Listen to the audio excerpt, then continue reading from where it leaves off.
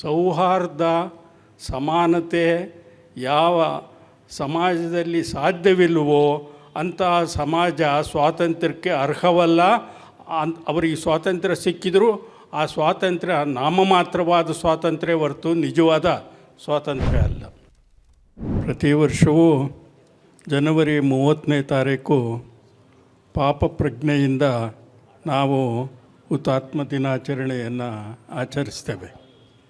ಕೊಂದವನು ಒಬ್ಬ, ಅವನ ಹಿಂದೆ ಇದ್ದವರು ಸಾವಿರಾರು ಮಂದಿ ಇರ್ಬೋದು, ಆದರೆ ಒಂದು ರೀತಿಯಲ್ಲಿ ಇಡೀ ದೇಶದ ಜನವೇ ಅದಕ್ಕೆ ಜವಾಬ್ದಾರರು.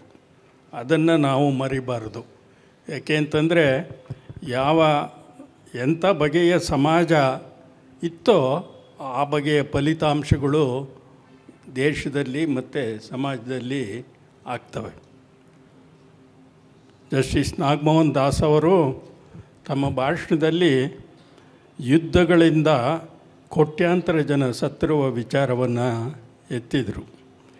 ಈ ಪ್ರಪಂಚ ಹುಟ್ಟಿದಿನಿಂದ ಇವತ್ತಿನವರೆಗೆ ಹಿಂಸೆ ಮತ್ತು ಅಹಿಂಸೆ ಇವೆರಡರ ನಡುವೆ ನಿರಂತರವಾದ ಘರ್ಷಣೆ ನಡೀತಾ ಇದೆ. ಮೇಲ್ನೋಟಕ್ಕೆ ಅಹಿಂಸೆ ಗೆದ್ದಂತೆ ಕಾಣಿಸಿದ್ರೂ ನಿಜವಾಗಿ ಗೆದ್ದಿರೋದು ಹಿಂಸೆಯೇ. ಗಾಂಧೀಜಿಯವರ ಕೊಲೆಯಾದ ದಿವಸ ಕುವೆಂಪು ಅವರು ಬರೆದ ಒಂದು ಪದ್ಯದಲ್ಲಿ ಶುರುವಾಗೋದೇ ಅದು, ಮತ್ತೆ ಇದೇನು ನಿನಗೆಂದೆಂದಿಗೂ ಇದೇ ಗತಿಯೇನು, ನಿನಗೆಂದೆಂದಿಗೂ ಇದೇ ಗತಿಯೇನು ಅನ್ನೋದ್ರ ಮೂಲಕ ಸಾಕ್ರಟೀಸ್ನಿಂದ ಗಾಂಧೀಜಿಯವರೆಗೆ ಅಹಿಂಸೆಯ ತತ್ವ ಹಿಂಸೆಗೆ ಬಲಿಯಾಗಿರೋದನ್ನು ಅವರು ನೆನಪಿಸ್ಕೊಳ್ತಾರೆ. ಸಾಕ್ರಟೀಸ್ನಿಗೆ ವಿಷ ಕೊಡಿಸಿದರು, ಯೇಸು ಕ್ರಿಸ್ತನ ಶಿಲುಬೆಗೆ ಏರಿಸಿದರು. ಬುದ್ಧ ಯಾವ ರೀತಿ ಸತ್ತ ಅನ್ನೋದು ನಮಗಿನ್ನೂ ಗೊತ್ತಿಲ್ಲ. ಬಸವಣ್ಣವ್ರು ಯಾವ ರೀತಿ ಸತ್ತರು ಅನ್ನೋದು ನಮಗಿನ್ನೂ ಗೊತ್ತಿಲ್ಲ. ಗಾಂಧೀಜಿಯನ್ನಂತೂ ಗುಂಡಿಟ್ಟು ಹೊಡೆದರು. ಗಾಂಧೀಜಿಯನ್ನು ಗುಂಡಿಟ್ಟು ಹೊಡೆದಿರೋದು ಮಾತ್ರ ಅಲ್ಲ, ಆ ಒಂದು ಪಾಪಕೃತ್ಯವನ್ನು ಮತ್ತೆ ಮತ್ತೆ ಎನೆಕ್ಟ್ ಮಾಡುವಂತಹ ಒಂದು ಮಹಾ ಘೋರ ಪಾತಕ ಈ ದೇಶದಲ್ಲಿ ನಡೀತಾ ಇದೆ. ಅದು ಯಾರು? ಒಬ್ಬ ಪಾರ್ಲಿಮೆಂಟ್ ಸದಸ್ಯೆ ಈ ಪಾಪಕೃತ್ಯವನ್ನು ಆಕೆ ಎನೆಕ್ಟ್ ಮಾಡ್ತಾಳೆ. ಆಕೆ ಮೇಲೆ ಯಾವ ಆ್ಯಕ್ಷನನ್ನು ಯಾರೂ ತಗೊಳ್ಳೋದಿಲ್ಲ. ಇದು ನಮ್ಮ ದೇಶದ ಒಂದು ದೊಡ್ಡ ದುರಾದೃಷ್ಟ. ಯಾರು ಗಾಂಧೀಜಿಯನ್ನು ಗುಂಡಿಟ್ಟು ಕೊಂದರೋ ಅವನನ್ನು ಗುಡಿ ಕಟ್ಟಿ ಪೂಜಿಸಬೇಕು ಅನ್ನೋರು ಇವತ್ತು ಸಿಂಹಾಸನದ ಮೇಲೆ ಕೂತಿದ್ದಾರೆ. ಅವರನ್ನು ನಾವು ಸೋಲಿಸ್ತೀವಿ ಎನ್ನುವಂತಹ ಧೈರ್ಯ ನಮಗಿಲ್ಲ, ಆ ಆತ್ಮವಿಶ್ವಾಸ ನಮಗಿಲ್ಲ. ಅದು ಯಾಕೆ ಅಂತಂದರೆ ನಾವು ಇರುವ ಸತ್ಯವನ್ನು ಕಟುವಾಗಿದ್ದರೂ ಅದನ್ನು ಒಪ್ಕೋಬೇಕು. ಇವತ್ತು ಈ ದೇಶದ ಬಹುಸಂಖ್ಯಾತ ಜನ ಏನಿದ್ದಾರೆ ಅವರು ಕೋಮುವಾದಿಗಳು, ಜಾತಿವಾದಿಗಳು, ಹಿಂಸೆಯನ್ನು ಒಪ್ಪುವಂತಹ ಜನ. ಆ ಒಂದು ನಿಜವಾದ ಈ ಸತ್ಯವನ್ನು ನಾವು ಒಪ್ಕೊಂಡು ಹೊರತು ಇದಕ್ಕೆ ಪರಿಹಾರವನ್ನು ಕಂಡುಹಿಡಿಯೋದಕ್ಕೆ ಸಾಧ್ಯ ಇಲ್ಲ. ಸೌಹಾರ್ದ ಸಮಾನತೆ ಯಾವ ಸಮಾಜದಲ್ಲಿ ಸಾಧ್ಯವಿಲ್ಲವೋ ಅಂತಹ ಸಮಾಜ ಸ್ವಾತಂತ್ರ್ಯಕ್ಕೆ ಅರ್ಹವಲ್ಲ. ಅವರಿಗೆ ಸ್ವಾತಂತ್ರ್ಯ ಸಿಕ್ಕಿದರೂ ಆ ಸ್ವಾತಂತ್ರ್ಯ ನಾಮಮಾತ್ರವಾದ ಸ್ವಾತಂತ್ರ್ಯ ಹೊರತು ನಿಜವಾದ ಸ್ವಾತಂತ್ರ್ಯ ಅಲ್ಲ. ಸಮಾನತೆ ಯಾವಾಗ ಸಮಾಜದಲ್ಲಿ ನೆಲೆಗೊಳ್ಳುತ್ತೋ ಅವತ್ತು ಸೌಹಾರ್ದ ಇರುತ್ತೆ. ಆಗಲೇ ನಿಜವಾಗಿ ಸ್ವಾತಂತ್ರ್ಯಕ್ಕೆ ಬೆಲೆ ಬರೋದು.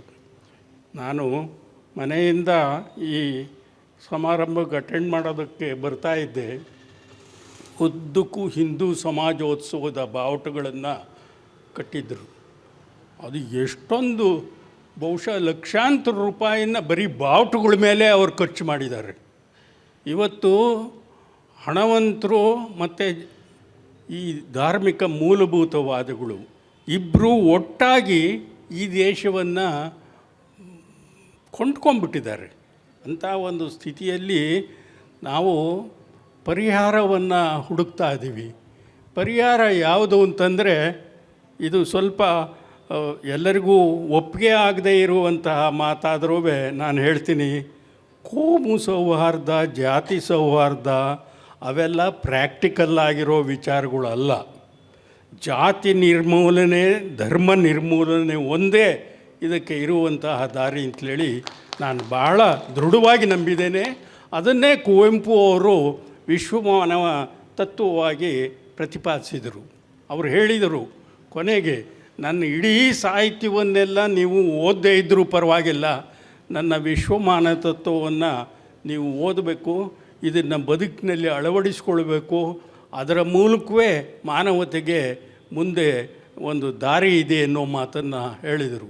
ಒಂದು ಮಗು ಹುಟ್ಟುವಾಗ ಅದು ಯಾವ ಜಾತಿಯೂ ಇರೋದಿಲ್ಲ, ಯಾವ ಧರ್ಮವೂ ಇರೋದಿಲ್ಲ. ಬೆಳೀತಾ ಬೆಳೀತಾ ಇವೆಲ್ಲ ಸೇರ್ಕೊಳ್ತಾ ಹೋಗ್ತವೆ. ಇವೆಲ್ಲ ಅಹಂಕಾರಗಳು, ಅಂಧಶ್ರದ್ಧೆಗಳು ಬೆಳೀತಾ ಹೋಗ್ತವೆ. ಒಂದು ಸಾರಿ ಕೂತು ಅವರು ಯೋಚನೆ ಮಾಡಿದರೆ ಬಹುಶಃ ಯಾರಿಗೂ ಗೊತ್ತಾಗುತ್ತೆ ಇದೆಲ್ಲ ಸುಳ್ಳು ಅಂತನ್ನೋದು. ಈ ಸುಳ್ಳನ್ನು ನಂಬಿಕೊಂಡು ನಾವು ಒಬ್ಬರನ್ನೊಬ್ಬರು ದ್ವೇಷಿಸ್ತಾ ಇದ್ದೀವಿ, ಒಬ್ಬರ ವಿರುದ್ಧ ಇನ್ನೊಬ್ಬರು ಕತ್ತಿ ಮಸೀತಾ ಇದ್ದೀವಿ.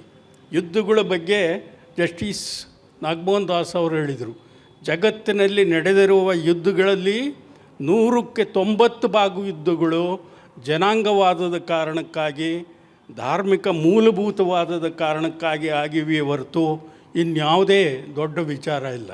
ಆದ್ದರಿಂದ ಈ ದೇಶದಲ್ಲಿ ಏನಾದರೂ ಶಾಂತಿ ನೆಲೆಸಬೇಕು, ಸೌಹಾರ್ದ ನೆಲೆಸಬೇಕು ಅಂದರೆ ಜಾತಿ ಧರ್ಮವನ್ನು ಸಂಪೂರ್ಣವಾಗಿ ದೇಶದಿಂದ ಮೂಲೋತ್ಪಾಟನೆಯನ್ನು ಮಾಡಬೇಕು. ಅದಾಗದೇ ಇದ್ದರೆ ಈ ಜಾತಿಗಳ ನಡುವೆ ಸ್ನೇಹ ಸಾಧ್ಯ ಇಲ್ಲ, ಧರ್ಮಗಳ ನಡುವೆ ಸೌಹಾರ್ದ ಸಾಧ್ಯ ಇಲ್ಲ. ಸಾವಿರಾರು ವರ್ಷಗಳಿಂದ ಬುದ್ಧ, ಮಹಾವೀರ ಮುಂತಾದ ಅನೇಕ ಜನ ಸಂತರು ಈ ಪ್ರಯತ್ನವನ್ನು ಮಾಡಿದ್ದಾರೆ.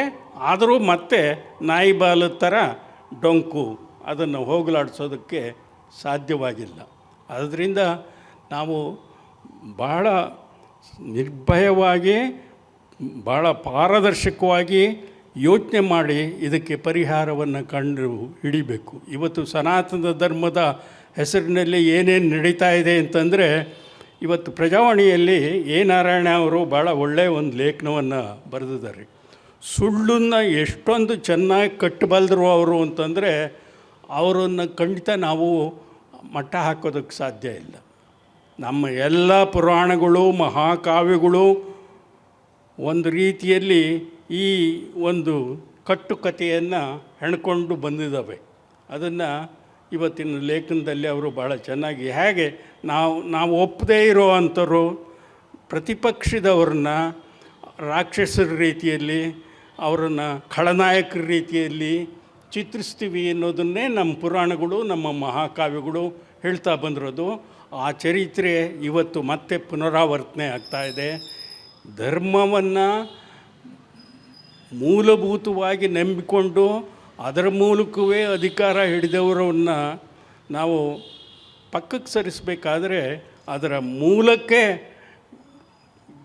ಒಂದು ಬಾಂಬ್ ಬಿಡಬೇಕೇ ಹೊರತು ಅದನ್ನು ಒಪ್ಪಿಕೊಂಡು ಸೌಹಾರ್ದದ ಮೂಲಕ ಸಾಧಿಸ್ತೀವಿ ಅಂತನ್ನೋದು ಗಾಂಧೀಜಿಯವ್ರ ಕೈಯಲ್ಲಿ ಸಾಧ್ಯವಾಗಲಿಲ್ಲ. ಈ ಯೇಸು ಕ್ರಿಸ್ತ, ಬಸವಣ್ಣ, ಯಾರ್ಯಾರು ಸಂತರು ಬಂದರೋ ಅವ್ರು ಯಾರ ಕೈಯಲ್ಲೂ ಸಾಧ್ಯ ಇಲ್ಲ. 21ನೇ ಶತಮಾನದ ವಾಸ್ತವ ಏನು ಅಂತಂದರೆ, 21ನೇ ಶತಮಾನದಲ್ಲಿ ಇನ್ನು ಈ ರೋಬೋಟ್ಸ್ ಯುಗ ಬರುವ ಕಾಲದಲ್ಲಿ, ಯಂತ್ರಮಾನವ ಹುಟ್ಟುತ್ತಾ ಇರುವಂತಹ ಕಾಲದಲ್ಲಿ, 21ನೇ ಶತಮಾನವನ್ನು ದಾಟಿ ಜಗತ್ತು, ಮಾನವ ಜನಾಂಗ ಉಳಿಯಬೇಕಿದ್ದರೆ ಈ ದ್ವೇಷ ಮತ್ತು ಸಂಘರ್ಷಗಳಿಗೆ ಕೊನೆ ಹಾಡಬೇಕು. ಈ ದ್ವೇಷ ಸಂಘರ್ಷಗಳ ಮೂಲ ಯಾವುದಿದೆ ಅದನ್ನು ಹೋಗಲಾಡಿಸುವತ್ತ ನಾವೆಲ್ಲ ಯೋಚನೆ ಮಾಡಬೇಕು. ಅದರತ್ತ ನಾವು ಮತ್ತೊಮ್ಮೆ ಭಾಳ ಗಂಭೀರವಾಗಿ ಯೋಚನೆ ಮಾಡುವಂತಾಗಲಿ ಅಂತ ಹೇಳಿ, ಇವತ್ತು ಗಾಂಧೀಜಿಯವರ ನೆನಪು ನಮಗೆ ಅಂತಹ ಒಂದು ಪ್ರಯತ್ನಕ್ಕೆ ಪ್ರೇರಣೆಯಾಗಲಿ ಅಂತ ಆಶಿಸಿ ನನ್ನ 4 ಮಾತುಗಳನ್ನು ಮುಗಿಸ್ತೇನೆ. ನಮಸ್ಕಾರ.